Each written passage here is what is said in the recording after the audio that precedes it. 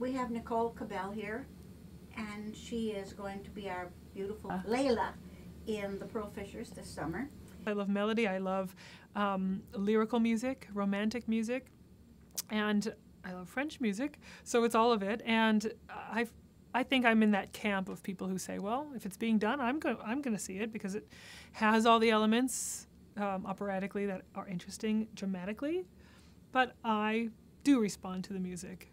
Besides the famous duet everybody loves, but Nadir has an incredibly beautiful aria that is very difficult for tenor.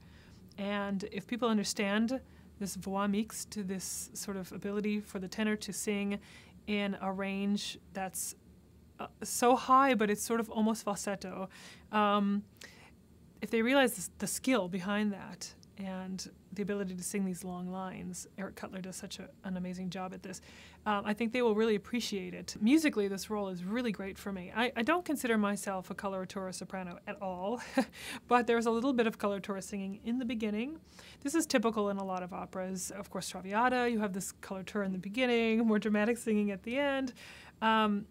But I don't know, I sort of find this an opportunity to grow on stage. I can color my voice differently in the beginning and show growth of character vocally as well as dramatically.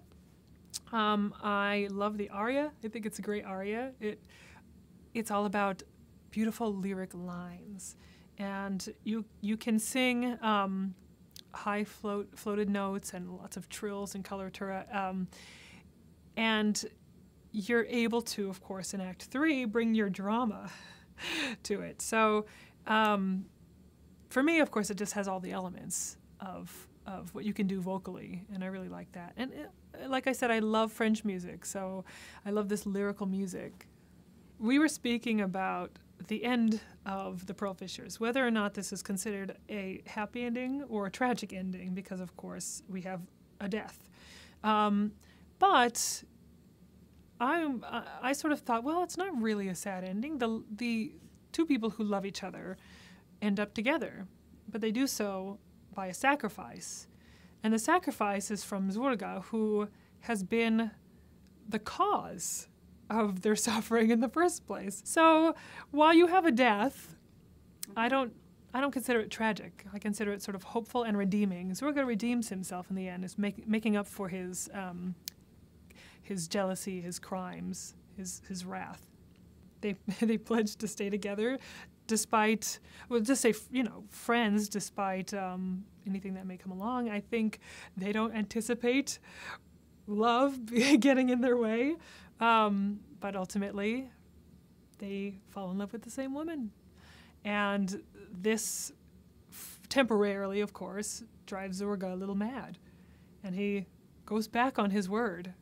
And then, of course, at the end, he says, oh my gosh, Lela is somebody who saved me when I was on the run. She saved me, and she nearly sacrificed her life.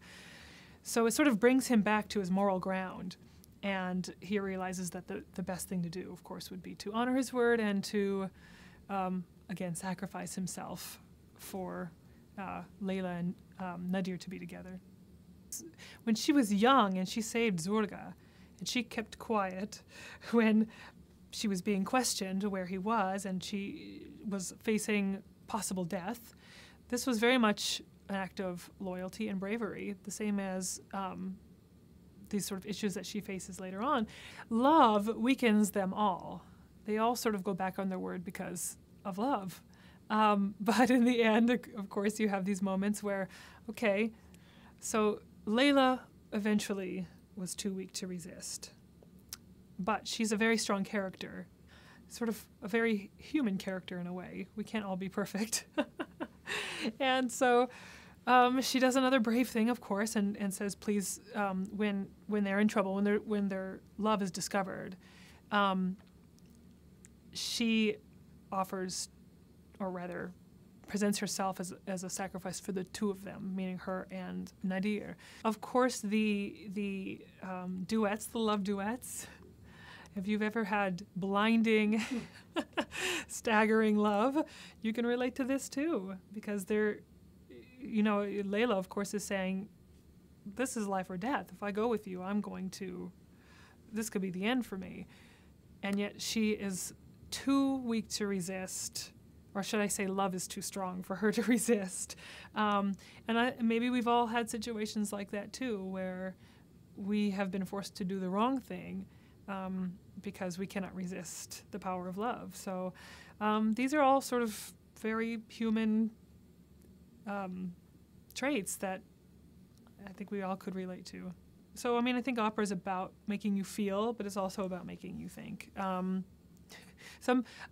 This story has been done. This is a very familiar story to us, but when you couple it with beautiful music and, of course, with expert direction, perhaps we'll see it in a different way or be inspired by it. And ultimately, because of Zurga's sacrifice for love, hopefully we'll be inspired by this as well. I think people, like we were discussing before, could take away certain feelings of hopefulness about the redeeming powers of friendship and love, ultimately. I don't feel like it's extremely heart-wrenching. I feel like it's more of you sort of get lost in the experience of the music with the drama, and ultimately come away maybe feeling a little bit enlightened by these powers, again, of friendship and love. What is there not to like about Santa Fe? Well, of course, before I went there in 2007, everybody said you must eat everywhere. I think it's safe to say that it's one of the culinary hotspots in the country. You can't get this type of food anywhere else. I think of that quality. Of course, the natural beauty is astounding. I've never seen sunsets like I've seen them in Santa Fe. I have many pictures to prove it, though pictures can't do it justice. It has a spirituality to it, a stillness and a quiet to it. I've never slept that well in my life as when I went to Santa Fe. 3 months of perfect sleep. And the opera. Of course, the opera. That's the main draw, I believe. And I'm thrilled to be returning.